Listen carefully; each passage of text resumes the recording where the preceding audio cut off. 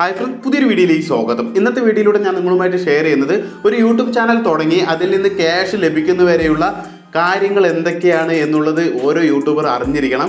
ഒരു YouTube channel തുടങ്ങി അതിൽ വീഡിയോസ് അപ്ലോഡ് ചെയ്യുക വഴി അതിൽ ഏറ്റവും കൂടുതൽ പുതുതായിട്ട് ചാനൽ തുടങ്ങിയ ആളുകളെല്ലാം ഫോക്കസ് ചെയ്തത് 1000 സബും 4000 വാച്ച് അവേഴ്സും കംപ്ലീറ്റ് ചെയ്യണം, എന്നിട്ട് ചാനൽ മോണിറ്റൈസ് ചെയ്ത് അതിൽ നിന്ന് ക്യാഷ് ലഭിക്കും എന്നുള്ള ചിന്താഗതിയിലാണ് ഒരുപാട് പേര് ഇരിക്കുന്നത്.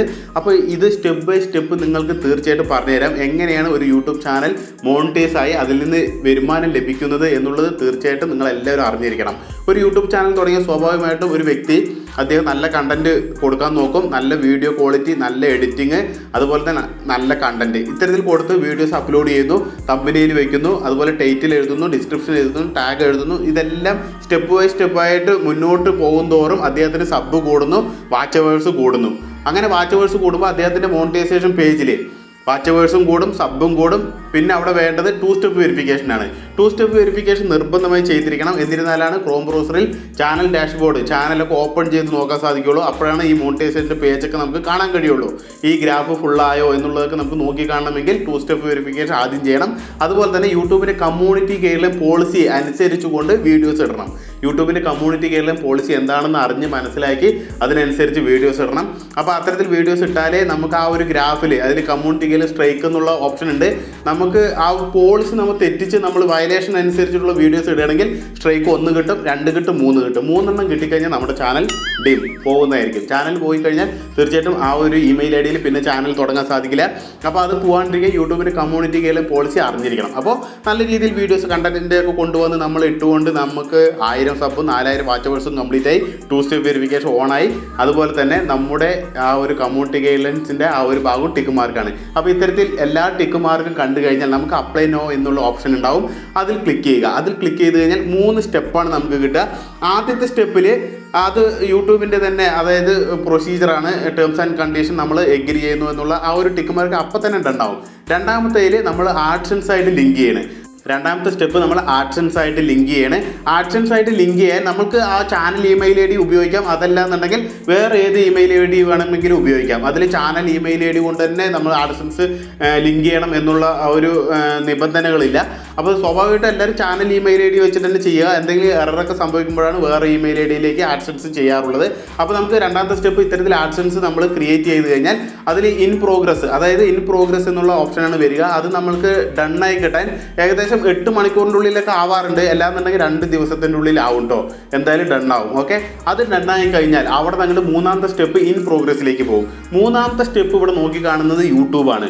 യൂട്യൂബ് നോക്കി കാണുന്നത് ആ വീഡിയോയുടെ ആ ചാനലിൻ്റെ തീംസ് നോക്കും. ആ ചാനൽ എത്തരത്തിലാണ്, എങ്ങനെയാണ് അതിൻ്റെ കാറ്റഗറി, ഏതൊക്കെ രീതിയിലാണ് വീഡിയോസ് ഇടുന്നത്, അങ്ങനെയുള്ള തീംസ് കാര്യങ്ങളൊക്കെ നോക്കിയിട്ട് പിന്നെ നോക്കുന്നത് മെറ്റാഡാറ്റ നോക്കും.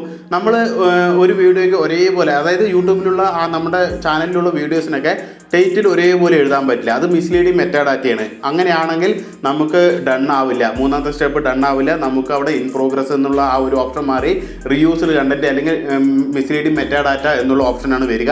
അപ്പോൾ നമുക്ക് ഡൺ ആവാണ്ടിരുന്ന് കഴിഞ്ഞാൽ നമ്മൾ ഇത്തരത്തിൽ ചാനലിൽ പോയിട്ട് വീഡിയോസൊക്കെ ചെക്ക് ചെയ്ത് ഏതൊക്കെയാണ് ടൈറ്റിൽ ചെക്ക് ചെയ്യണം, ടാഗ് ചെക്ക് ചെയ്യണം, ഡിസ്ക്രിപ്ഷൻ ചെക്ക് ചെയ്യണം. ഇങ്ങനെയുള്ള മൂലാമാലകൾ വരും. അതുപോലെ തന്നെ മറ്റുള്ള വീഡിയോസ് ആരുടെയെങ്കിലും യൂട്യൂബ് പ്ലാറ്റ്ഫോമിൽ നിന്ന് മറ്റുള്ളവരുടെ വീഡിയോ നമ്മൾ എടുത്തിട്ടുണ്ടെങ്കിൽ അത് റീയൂസ്ഡ് കണ്ടന്റായി മാറും. റീയൂസ്ഡ് കണ്ടന്റ് പ്രോബ്ലം വന്നാലും ഇതേപോലെയാണ്. 1 മാസത്തെ ടൈം തരും. അതിൻ്റെ ഉള്ളിൽ നമ്മൾ ആരുടെയെങ്കിലും വീഡിയോ യൂട്യൂബിൽ നിന്നായിക്കോട്ടെ, വാട്സപ്പിൽ നിന്നായിക്കോട്ടെ, ഫേസ്ബുക്കിൽ നിന്നായിക്കോട്ടെ അങ്ങനെയൊക്കെ എടുത്തിട്ടുണ്ടെങ്കിൽ ആ ഒരു പ്രോബ്ലം തരണം ചെയ്യേണ്ട ആവശ്യമുണ്ട്. അങ്ങനെ തരണം ചെയ്ത് കഴിഞ്ഞാൽ നിങ്ങളുടേതായിട്ടുള്ള വീഡിയോ മാത്രമാണ് ആ ചാനലിൽ ഉള്ളൂ എന്ന് വെച്ച് കഴിഞ്ഞാൽ നിങ്ങൾക്ക് റീ അപ്ലൈ ചെയ്യാം. ആ റീ അപ്ലൈ ചെയ്യുന്ന സമയത്ത് വാച്ച് ടൈം ഉണ്ടായിരിക്കണം. സബ് എവിടെയും പോകുന്നതല്ല. വീഡിയോസ് ഡിലീറ്റ് ചെയ്യുമ്പോൾ വാച്ച് ടൈം കുറയുന്നതായിരിക്കും. അപ്പോൾ ആ വാച്ച് ടൈം കംപ്ലീറ്റ് ആയ ശേഷം മാത്രമേ റീ അപ്ലൈ ചെയ്യാൻ സാധിക്കുള്ളൂ. അതുപോലെ ചില വോയിസ് ഓവർ കൊടുക്കുന്ന ചാനലുകൾ വോയിസ് ഓവർ കൊടുക്കും, പക്ഷേ വെറും ഷോർട്ട് മാത്രം, അതായത് വെറും പിക്ചർ മാത്രം വെച്ചിട്ടാണ് വോയിസ് ഓവർ കൊടുക്കുന്നത്. ആ ചാനലിലും റീയൂസ്ഡ് കണ്ടന്റ് പ്രോബ്ലം വരാൻ ചാൻസസ് കൂടുതലാണ്. അപ്പോൾ അത്തരം ചാനലുകളും ഇത്തരത്തിൽ റീയൂസ്ഡ് കണ്ടന്റ് വന്നാൽ മോണിറ്റൈസ് ആവുന്നതല്ല. ഓക്കെ, അപ്പോൾ അതാണ് നമ്മൾ വീഡിയോയിൽ നമ്മുടേതായിട്ടുള്ള ആക്ടിവിറ്റീസ് വേണം. നമ്മുടേതായിട്ടുള്ള വീഡിയോസിൽ നമ്മുടേതായിട്ടുള്ള ആക്ടിവിറ്റീസ് കൊണ്ടുവന്നാലാണ് യൂട്യൂബ് ആ ചാനലുകൾക്ക് മോണിറ്റൈസേഷൻ കൊടുക്കുകയുള്ളൂ. ഈ ഒരു കാര്യം അറിഞ്ഞു വെക്കുക. അപ്പോൾ ഈ 3 സ്റ്റെപ്പ് നമ്മുടെ ഡൺ ആയി കഴിഞ്ഞാൽ പിന്നെ മോണിറ്റൈസേഷന് അപ്ലൈ ചെയ്യാനുള്ള, അതായത് മോണിറ്റൈസേഷൻ്റെ എല്ലാ കാര്യവും ഡണ്ണായി ആ ഒരു പേജിൽ തന്നെ നമ്മുടെ എല്ലാ വീഡിയോസിനും ഡോളർ എനേബിൾ ചെയ്യാനുള്ള ഓപ്ഷൻ ഉണ്ടാവും. അപ്പോൾ അത് നമ്മൾ എനേബിൾ ചെയ്യുക. എല്ലാ വീഡിയോസിനും ഡോളർ അപ്ലൈ ആയി കഴിഞ്ഞാൽ 8 മിനിറ്റിൽ കൂടുതലുള്ള വീഡിയോസിനൊക്കെ മിഡ് റോൾ ആഡ്സ് വെക്കുക. അതെന്താണെന്ന് വെച്ചാൽ യൂട്യൂബ് എന്ന് പറയുന്ന ഈ പ്ലാറ്റ്ഫോമിൽ സെർച്ച് എഞ്ചിനാണ് യൂട്യൂബ്. അപ്പോൾ ഇതിൽ നമ്മുടെ മറ്റുള്ള വീഡിയോസൊക്കെ ആരെങ്കിലും സെർച്ച് ചെയ്ത് കാണുമ്പോൾ ആ വീഡിയോയിലും ആഡ്സ് വരും, പഴയ വീഡിയോസിനും ആഡ്സ് വരും. ഇത് ഒരുപാട് പേര് ചോദിക്കാറുണ്ട്. മോണിറ്റൈസേഷൻ ആയ പഠനം കൊണ്ടുള്ള വീഡിയോസിനാണോ ആഡ്സ് വരിക, പിറകിലുള്ള വീഡിയോ, അതായത് അതിന് മുമ്പ് നമ്മൾ തുടക്കത്തിൽ ഒന്നേന്നിട്ട വീഡിയോസ് ഉണ്ടല്ലോ അതിനൊക്കെ ആഡ്സ് വരുമോ എന്ന് ചോദിക്കാറുണ്ട്. അതിനൊക്കെ ആഡ്സ് വരും. മോണിറ്റൈസേഷൻ ഓൺ ആയി കഴിഞ്ഞാൽ ആ വീഡിയോ ആരെങ്കിലും എപ്പോഴെങ്കിലും കാണുന്നുണ്ടെങ്കിൽ തീർച്ചയായിട്ടും ആഡ്സ് വരുന്നതായിരിക്കും. നിങ്ങൾ ശ്രദ്ധിക്കേണ്ട ഒരു കാര്യം എന്തെന്ന് വെച്ചാൽ ആഡ്സ് ഓണായ ശേഷം ഒരിക്കലും നിങ്ങളുടെ ഡിവൈസിൽ നിങ്ങളുടെ വീഡിയോസ് കാണാണ്ടിരിക്കുക. ഓക്കെ, നിങ്ങൾ ഡോളർ കൂടുതൽ കിട്ടാൻ വേണ്ടിയിട്ട് നിങ്ങൾ തന്നെ കാണുന്നു എന്നുള്ള ആ ഒരു രീതിയിൽ ആ ചാനലിനെ ഇൻവാൾഡ് ക്ലിക്ക് ആക്ടിവിറ്റീസ് ആക്കുന്നതായിരിക്കും. മോണിറ്റൈസ് ആകുന്നതിന് മുമ്പ് കുറച്ച് പേരൊക്കെ ചിലപ്പോൾ കാണാറുണ്ടാവും. അപ്പോഴൊന്നും ഈ പ്രോബ്ലം വരില്ല. മോണിറ്റൈസ് ആയ ശേഷം തീർച്ചയായിട്ടും നിങ്ങൾ വീഡിയോസ് കാണരുത്. അതുപോലെ വാച്ച് ടൈം ഇൻക്രീസ് ചെയ്യാൻ വേണ്ടിയിട്ടും നിങ്ങളുടെ ഡിവൈസിൽ നിങ്ങളുടെ വീഡിയോസ് പ്ലേ ചെയ്തുകൊണ്ടേ ഇരിക്കരുത്. അതെല്ലാം ഇൻവാൾഡ് ക്ലിക്ക് ആക്ടിവിറ്റീസ് വരും. അപ്പോൾ ആ ചാനൽ മോണിറ്റൈസ് ഒരിക്കലും ആവുന്നതല്ല. അവിടെ ഇൻവാൾഡ് ക്ലിക്ക് ആക്ടിവിറ്റീസ് എന്ന് വന്നു കഴിഞ്ഞാൽ പിന്നെ അവിടെ ഒരു കാര്യം നമുക്ക് ചെയ്യാൻ കഴിയില്ല. യൂട്യൂബിൻ്റെ മെയിൽ അയച്ചിട്ട് ഒന്നും നമുക്ക് ആ ഒരു ചാനൽ പിന്നെ തിരികെ കിട്ടുന്നതല്ല. ഈ ഒരു കാര്യം ശ്രദ്ധിക്കണം. അപ്പോൾ നമ്മുടെ സ്വന്തം ഡിവൈസിൽ നമ്മൾ ഒരിക്കലും കാണരുത്. വൈഫൈ ഉപയോഗിച്ച് ഒരുപാട് പേര് ആ ഒരു ഡിവൈസ് മുഖാന്തരം തന്നെ ഒരുപാട് ഡിവൈസിൽ ഇത്തരത്തിൽ ആ ഒരു മെയിൻ ഇമെയിലുള്ള ഡിവൈസിലായിരിക്കും കാണുക. അതിൽ നിന്ന് വൈഫൈ കൊടുത്ത് വേറെ ഡിവൈസിൽ കണ്ടാലും ഇവിടെ IP അഡ്രസ്സ് ഡിറ്റക്റ്റ് ചെയ്യുന്നത് ഈ ഒരു മൊബൈലിൻ്റെ ആയിരിക്കും. അതായത് ഏത് ഇമെയിൽ ID-യിലാണോ ചാനലുള്ളത് ആ മൊബൈലിൻ്റെ ആയിരിക്കും IP അഡ്രസ്സ് കാണുക. അപ്പോൾ അവിടെ ഇൻവാൾഡ് ക്ലിക്ക് ആക്ടിവിറ്റീസ് വരും. ഓക്കെ, ഈ ഒരു കാര്യം ശ്രദ്ധിക്കുക. ഓക്കെ, അപ്പോൾ മോണിറ്റൈസ് ആയ ശേഷം നമ്മൾ വീഡിയോസൊക്കെ ഇടുന്നു, അതിൽ ഡോളർ വരുന്നു. അതിൽ ഓരോരോ ഡോളർ ഇങ്ങനെ കയറി വരുമ്പോൾ YT സ്റ്റുഡിയോയിൽ നിങ്ങൾക്ക് ഡോളർ കാണാൻ കഴിയും. ആ YT സ്റ്റുഡിയോയിലുള്ള ഡോളർ എല്ലാ മാസവും 10-ാം തീയതി, അതായത് 10-ാം തീയതി തൊട്ടിട്ട് 11 ഈ 2 ദിവസത്തിനുള്ളിൽ 10-ാം തീയതി അപ്ഡേറ്റ് ആവും. 10-ാം തീയതി നമ്മുടെ AdSenseലേക്ക് അപ്ഡേറ്റ് ആവും. AdSenseൻ്റെ ഹോം പേജിലേക്ക് അപ്ഡേറ്റ് ആയി കഴിഞ്ഞാൽ നിങ്ങൾക്ക് ID വെരിഫിക്കേഷൻ ചെയ്യേണ്ട ഓപ്ഷൻ വരും. ഓക്കെ, അപ്പോൾ $10 എന്നല്ല, എത്ര ഡോളർ ഉണ്ടോ അതെല്ലാം 10-ാം തീയതിയാണ് അപ്ഡേറ്റ് ആവുക.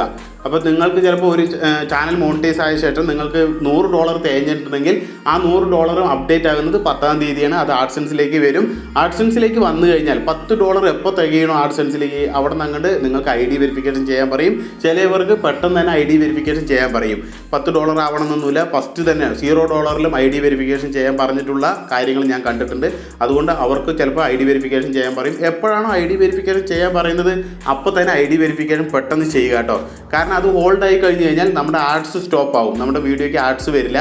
അതുപോലെ തന്നെ കൂടുതൽ 45 ദിവസത്തിന് മുകളിലായി കഴിഞ്ഞാൽ ആ ഒരു AdSense ID പിന്നെ ഉപയോഗിക്കാൻ സാധിക്കില്ല. ആ ഒരു AdSense ഉപയോഗിക്കാൻ സാധിക്കില്ല. മുമ്പ് നമുക്ക് ID വെരിഫിക്കേഷൻ ചെയ്തിട്ടില്ലെങ്കിൽ വീണ്ടും നമുക്ക് ആ ഒരു ഇമെയിൽ ID ഉപയോഗിച്ചിട്ട് തന്നെ നമുക്ക് ലിങ്ക് ചെയ്യാമായിരുന്നു. ഇപ്പോൾ അങ്ങനെയല്ല. ഞാൻ ഈ ഇടയ്ക്ക് ഒരു ഇഷ്യൂ സോൾവ് ചെയ്ത് കൊടുത്തത് ആ ഒരു ഇമെയിൽ ID ലിങ്ക് ചെയ്യാൻ സാധിക്കാത്ത അവസ്ഥയിലാണ്. പുതിയൊരു ഇമെയിൽ ID ആയിട്ട് AdSense ലിങ്ക് ചെയ്യേണ്ടി വന്നു.